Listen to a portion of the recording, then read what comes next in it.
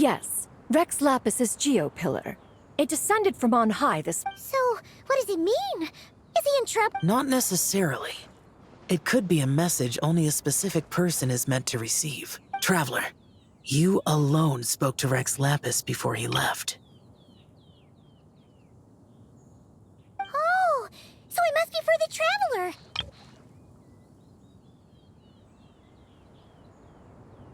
Give it a try.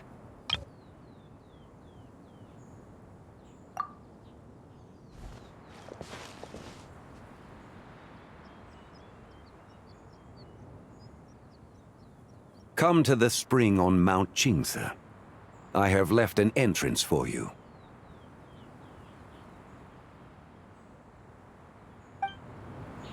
Well?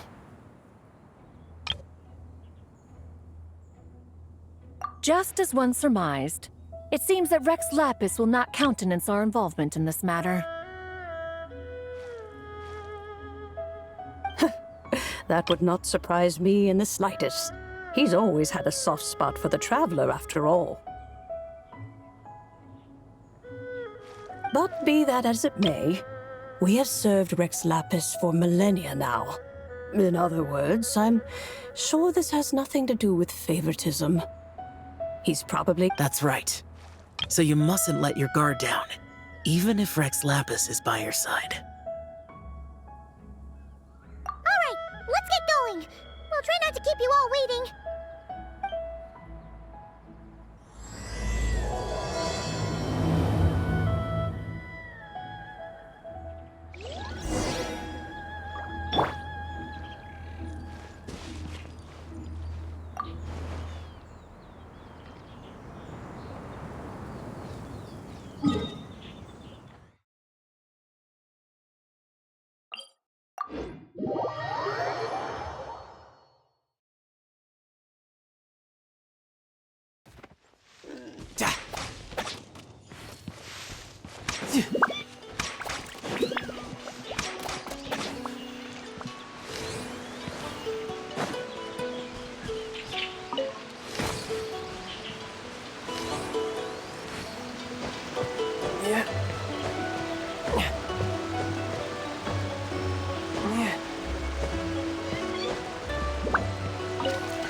No time to lose.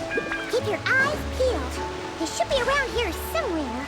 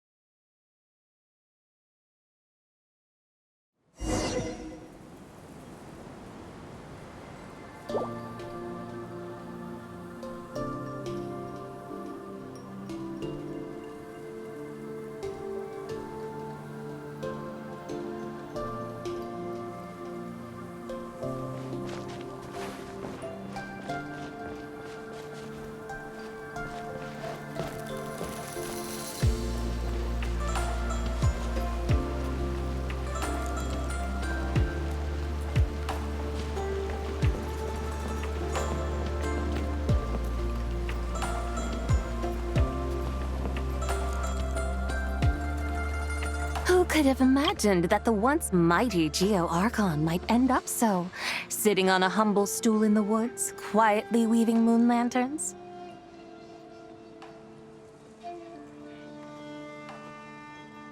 You really do look like an old man now.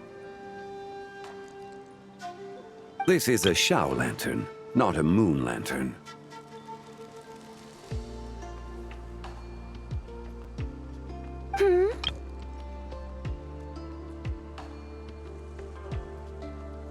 In ages past, when the gods waged war and the world was in turmoil, these lanterns were lit to guide fallen warriors back to their homes.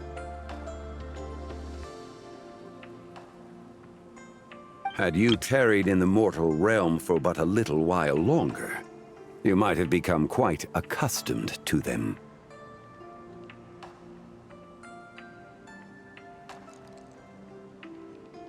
Even so, it bears such a striking resemblance to the moon lanterns they used to offer up to the heavens. Could this truly be mere coincidence? Perhaps in some sense it is, yet in another, it isn't. For instance, who is to say that some of Langan's magnificent jade did not become part of the very foundations upon which Liyue Harbor now stands?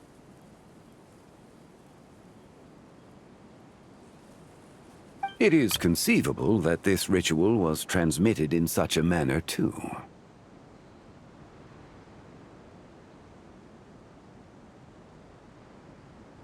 Now, let's not let ourselves get carried away. For all its splendor, do not forget that, in the end, even Langan could not escape its heaven-sent fate. Alas, it is just a pity that the little creatures of this world may never again lift their eyes to the moon, even should misfortune befall them. But you, Geo-Lord, now that you rule this realm, why take the trouble, not to mention the risk, to visit one who bears such profound guilt as I?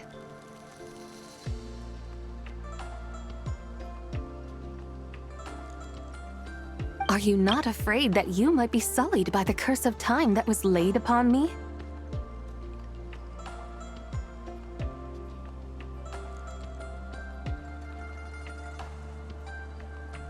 There is no risk to speak of. At least, not in comparison to that which you took when you defied the heavens all that time ago.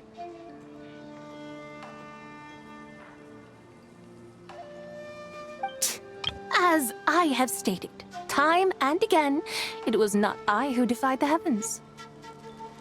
Geo-Lord, the ancient affairs of Langan have nothing to do with me, for I am but one of her deadly selves, severed before her demise. My name is not Zibai, but Zichao.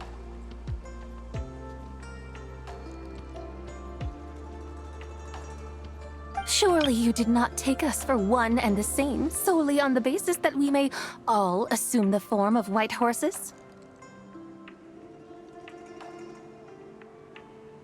Sorry to break it to you, but you seem to have found yourself the wrong white horse. Anyway, do tell me, what urgent matter brings you here?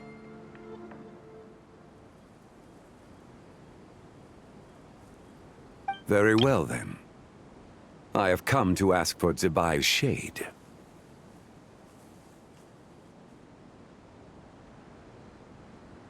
Oh? So, the Geo-Lord has set his sights upon Zibai's human soul. And what is it that you intend to do with it? The world outside is changing. With the new moon's birth, the confines of the Shadow Moon are gradually disintegrating. In other words, the heavenly soul is set to return.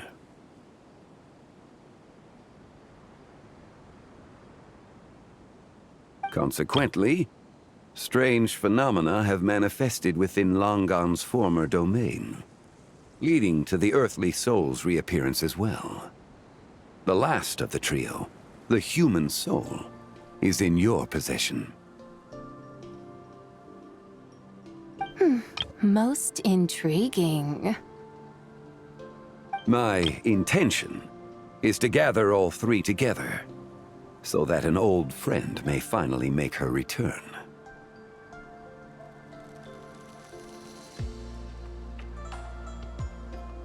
I must admit, it seems that some remarkable affairs are coming to pass in the outside world. Yet there is one thing you seem to have overlooked, Lord of Geo. Back in the day, it was you that freed me from that painting. And afterwards, I took up arms in your name. Together we first subdued Chenyu Vale, then brought peace to Mount Qingse. It was for this cause that the contract between us was made. But now that the debt has been repaid, what cause have you to expect my aid?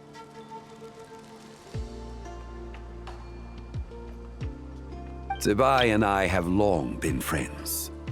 Given not only that you were manifested from a corrupt desire within her divine form, but that you also possess a fragment of her soul, how can you purport to be the wrong white horse?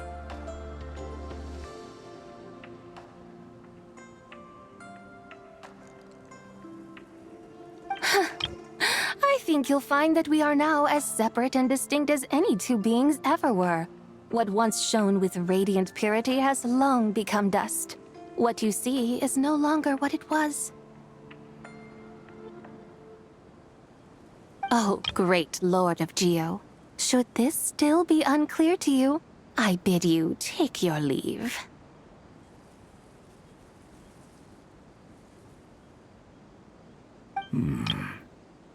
It seems that the fault lies in my own lack of consideration. As you wish. I shall let this matter rest.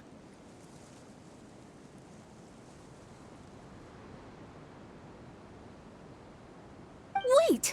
One moment, if you will. Should this not be your opportunity to propose a new contract? The part where you make me an offer I simply couldn't refuse?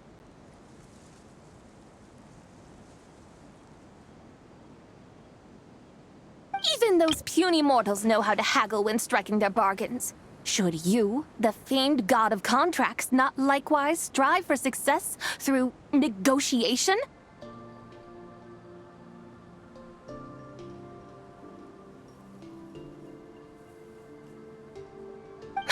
Come now, enough with the posturing. It's time to name your price.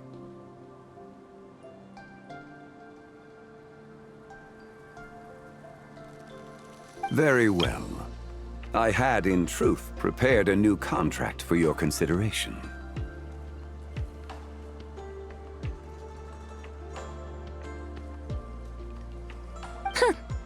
I knew you would not come before me unprepared. Yet, you should know that I want for nothing, for I live in the mountains, carefree and untroubled. Occasionally, I even find sport in teasing the mortals who stumble into my presence.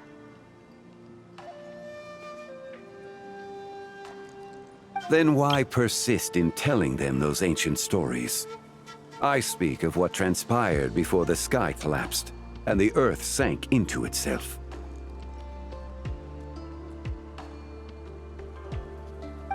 That is merely my way of passing the time. And what of it? Would any believe, much less remember, the ramblings of a mountain hermit? Those tales have long since spread throughout the mortal realm.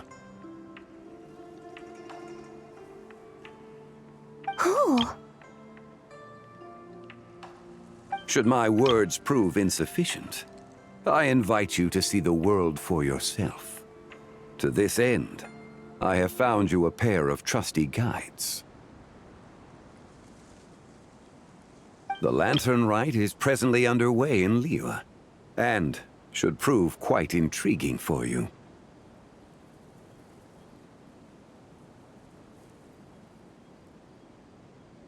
So this, then, is the contract you have prepared for me? Indeed it is. Think of it as a contract for a one-day festive excursion.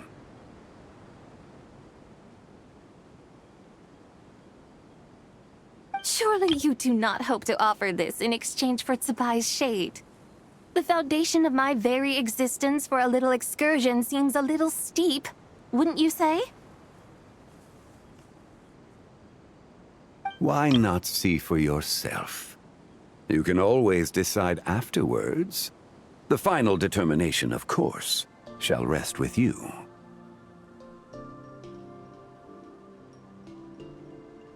Is that so? Then perhaps this deal might not be entirely off the table after all. Where then are these guides of which you speak?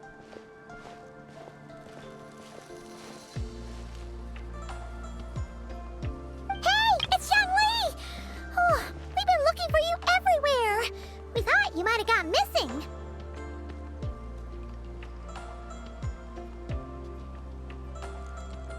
You're here.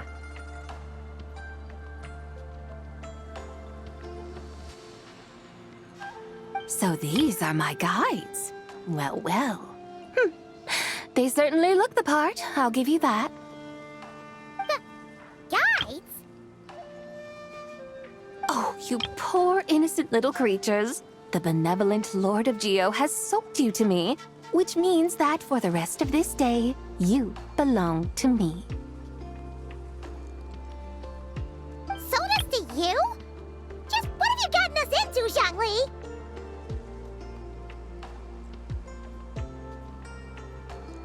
The situation is not quite as dire as that would sound.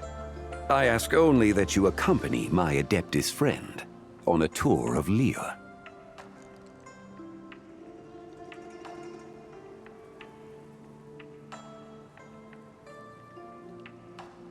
I would suspect that depends on how well you entertain me. Entertain you? Let us start with this Liyue harbor of which I have heard so much. Nowhere is quite so fascinating as a place teeming with little mortals. How come this Adeptus sounds so different from what Paimon imagined? Okay, we'll take care of it. Get ready to find out why they call Paimon the best travel guide in all of Tibet.